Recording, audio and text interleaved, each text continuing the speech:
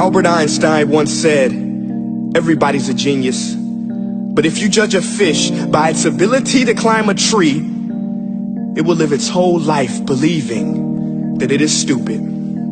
Ladies and gentlemen of the jury, today on trial we have modern day schooling. Glad you could come. Not only does he make fish climb trees, but also makes them climb down and do a 10-mile run. Tell me, school, are you proud of the things you've done? Turning millions of people into robots, do you find that fun? Do you realize how many kids relate to that fish swimming upstream in class, never finding their gifts, thinking they are stupid, believing they are useless? Well, the time has come, no more excuses. I call school to the stand and accuse him of killing creativity, individuality, and being intellectually abusive. He's an ancient institution that has outlived his usage. So, Your Honor, this concludes my opening statement, and if I may present the evidence of my case, I will prove it. Proceed. Exhibit A. Here's a modern day phone. Recognize it? Here's a phone from 150 years ago. Big difference, right? Stay with me. Here's a car from today, and here's a car from 150 years ago. Big difference, right? Well, get this. Here's a classroom of today, and here's a class we used 150 years ago. Now, ain't that a shame? In literally more than a century, nothing has changed. Yet you claim to prepare students for the future? But with evidence like that, I must ask, do you prepare students for the future or the past?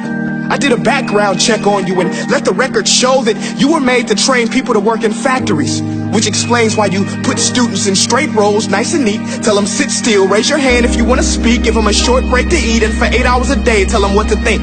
Oh, and make them compete to get an A letter which determines product quality, hence grade A of meat. I get it. Back then, times were different. We all have a past. I myself am no Gandhi. But today, we don't need to make robot zombies. The world has progressed. And now we need people who think creatively, innovatively, critically, independently, with the ability to connect. See, every scientist will tell you that no two brains are the same. And every parent with 2 or more children will confirm that claim.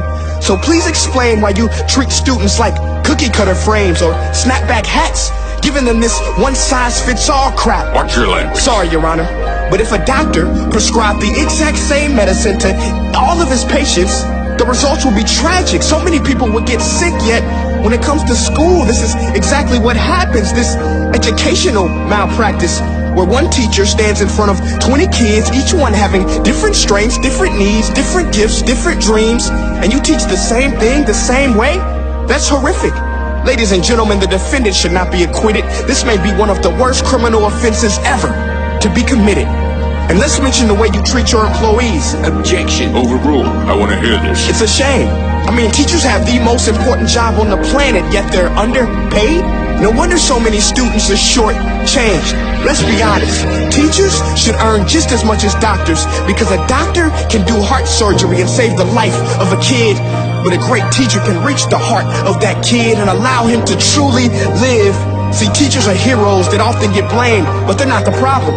They work in a system without many options or rights. Curriculums are created by policymakers, most of which have never taught a day in their life.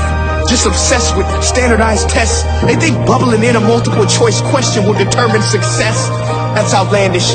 In fact, these tests are too cruel to be used and should be abandoned, but don't take my word for it.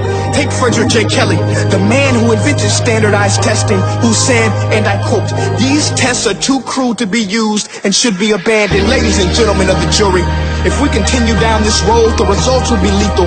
I don't have much faith in school, but I do have faith in people. And if we can customize healthcare, cars, and Facebook pages, then it is our duty to do the same for education, to upgrade and change and do away with school spirit, because that's useless.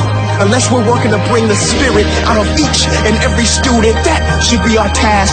No more Common Core. Instead, let's reach the core of every heart in every class. Sure, math is important, but no more than art or dance. Let's give every gift an equal chance. I know this sounds like a dream, but countries like Finland are doing impressive things. They have shorter school days. Teachers make a decent wage. Homework is non-existent, and they focus on collaboration instead of competition. But here's the kicker, boys and girls. Their educational system outperforms every other country in the world.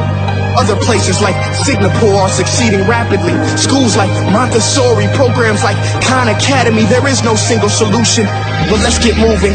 Because while students may be 20% of our population, they are 100% of our future. So let's attend to their dreams, and there's no telling what we can achieve. This is a world in which I believe, a world where fish are no longer forced to climb trees. I rest my case.